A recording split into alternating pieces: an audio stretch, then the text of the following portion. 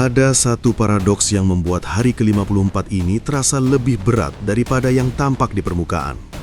Gencatan senjata memang diperpanjang, tetapi tekanan tidak ikut turun. Jadi pusat persoalannya bukan lagi sekadar apakah perang sedang berhenti sejenak, melainkan bagaimana jeda itu dipakai. Terlihat justru sebuah masa tenang yang tidak pernah benar-benar tenang. Washington menahan pintu diplomasi tetap terbuka, tetapi pada saat yang sama tetap menjaga tekanan ekonomi, tekanan maritim, dan tekanan psikologis terhadap Teheran. Secara faktual, bahan ini menyebut sanksi baru dijatuhkan terhadap 14 individu dan entitas yang dituduh terlibat dalam jaringan pengadaan senjata. Jaringan itu disebut beroperasi lintas negara, dan unsur penerbangan yang dipakai dalam jaringan tersebut juga ikut disasar. Yang penting bukan cuma daftar sanksinya, tetapi maknanya. Dari langkah ini terlihat bahwa perpanjangan gencatan senjata tidak dibarengi pelonggaran.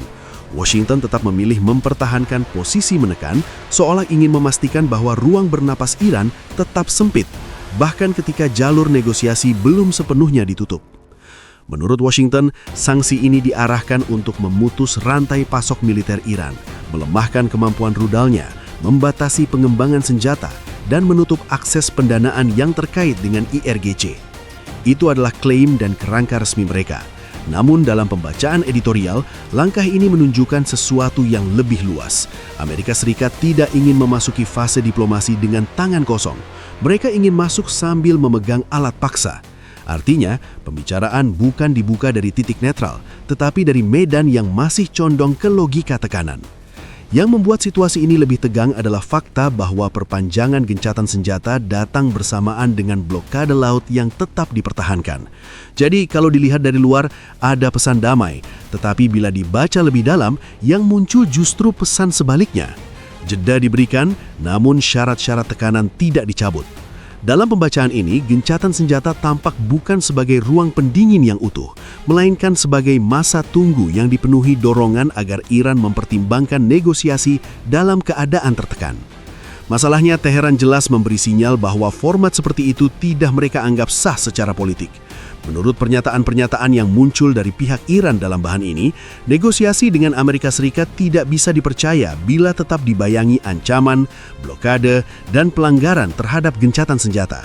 Tokoh-tokoh Iran yang dikutip menegaskan bahwa mereka tidak menerima negosiasi di bawah bayang-bayang tekanan.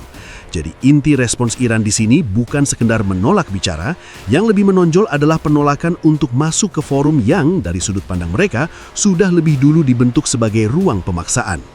Di titik ini, persoalannya bergeser dari diplomasi biasa menjadi pertarungan ketahanan psikologis. Washington ingin tekanan tetap terasa agar Teheran datang dengan ruang gerak yang lebih sempit. Iran, sebaliknya, berusaha menunjukkan bahwa tekanan tidak otomatis menghasilkan kepatuhan.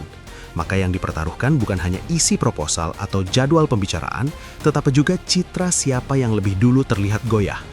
Dalam konflik seperti ini, persepsi seringkali hampir sama pentingnya dengan hasil di lapangan. Negara yang tampak datang ke meja perundingan setelah lebih dulu dipaksa, diblokade, dan diancam akan terlihat lemah bahkan sebelum negosiasi dimulai. Ada lapisan lain yang membuat hari ini lebih besar dari sekedar konflik dua pihak.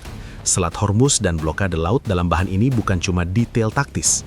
Begitu aktivitas di jalur itu disebut masih terbatas, dampaknya langsung menjalar ke kekhawatiran soal pasokan energi dan stabilitas yang lebih luas. Artinya tekanan terhadap Iran tidak lagi berhenti pada tujuan bilateral Washington. Efek psikologisnya memantul ke kawasan, ke jalur dagang, bahkan ke pasar global. Dari sini terlihat bahwa perang posisi tawar ini sudah melampaui urusan siapa menekan siapa. Ia mulai menyentuh pertanyaan yang lebih besar, siapa yang mampu mengganggu ritme normal kawasan untuk memperkuat posisi negosiasinya. Di saat bersamaan, dari pihak Israel muncul narasi yang berbeda. Dalam bahan ini, Netanyahu membangun klaim bahwa kampanye militer terhadap Iran dan sekutunya telah memperkuat posisi Israel di kawasan. Klaim itu penting karena menunjukkan bahwa salah satu pihak ingin membingkai konflik ini sebagai fase penguatan, bukan fase kelelahan. Bahwa situasi lapangan masih jauh dari stabil, termasuk kekerasan yang terus terjadi di wilayah pendudukan dan di Lebanon Selatan. Jadi ada ketegangan yang jelas antara klaim penguatan posisi dan kenyataan bahwa kawasan masih belum benar-benar tenang. Itu berarti kemenangan yang diklaim belum identik dengan stabilitas yang sungguh-sungguh tercapai. Dari sini kelihatan satu hal yang sangat penting. Hari ke-54 bukan hari ketika konflik mulai menemukan jalan keluar yang rapi. Yang lebih terlihat justru perebutan hak untuk menentukan syarat damai. Washington berusaha mendikte tempo dengan sanksi, blokade, dan ancaman. Iran berusaha menolak masuk ke format perundingan yang membuatnya tampak menyerah lebih dulu. Israel berusaha menampilkan diri sebagai pihak yang posisinya menguat. Tetapi tak satupun dari narasi itu sepenuhnya menutup kenyataan bahwa lapangan masih rapuh dan kawasan masih mudah terguncang. Karena itu, gencatan senjata di sini lebih tepat dibaca sebagai jeda yang diperebutkan, bukan jeda yang disepakati dengan tenang. Secara formal, ia memang memberi ruang, tetapi secara strategis ruang itu sedang diisi oleh upaya saling memaksa. Washington tampak ingin menggunakan waktu untuk mempertahankan tekanannya tetap efektif. Iran tampak ingin menggunakan waktu yang sama untuk menunjukkan bahwa tekanan tidak membuat mereka tunduk. Selama dua logika ini masih bertabrakan, jeda apapun akan tetap rapuh. Ia bisa bertahan di atas kertas, tetapi belum tentu mencerminkan penurunan tensi yang sungguh-sungguh. Pada akhirnya, yang sedang dipertaruhkan bukan cuma hasil negosiasi, melainkan kondisi psikologis saat negosiasi itu dimulai.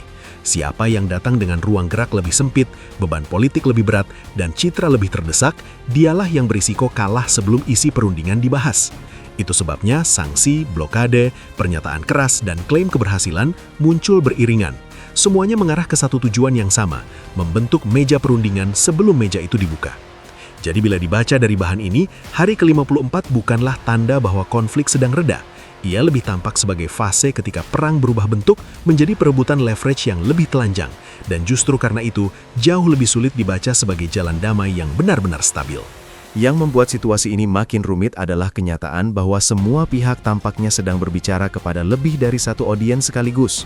Washington bukan hanya ingin menekan Tehran, tetapi juga ingin menunjukkan kepada sekutu dan lawan bahwa Amerika masih mampu mengendalikan arah tekanan. Tehran juga bukan hanya menjawab Washington, melainkan sedang mengirim pesan bahwa mereka tidak akan membiarkan dirinya diposisikan sebagai pihak yang dipaksa menerima syarat lawan. Sementara itu, Israel berusaha menjaga narasi bahwa tekanan militer yang berjalan tetap menghasilkan keuntungan strategis. Jadi, konflik ini tidak bergerak hanya di medan tempur atau di meja diplomasi. Ia juga bergerak di medan persepsi, di mana setiap langkah harus terlihat kuat, setiap konsesi berisiko tampak sebagai kelemahan, dan setiap jeda bisa dibaca bukan sebagai ketenangan, tetapi sebagai kesempatan untuk menyusun tekanan berikutnya. Karena itu, perpanjangan gencatan senjata dalam bahan ini justru terasa ambigu. Ia memang membuka ruang, tetapi ruang itu belum diisi oleh rasa saling percaya. Yang mengisinya justru kecurigaan, kalkulasi, dan upaya untuk memastikan bahwa jika negosiasi benar-benar dimulai, tidak satupun pihak masuk dari posisi yang terlalu rendah. Disitulah rapuhnya situasi ini, yang dipertahankan bukan hanya kepentingan, tetapi juga gengsi strategis.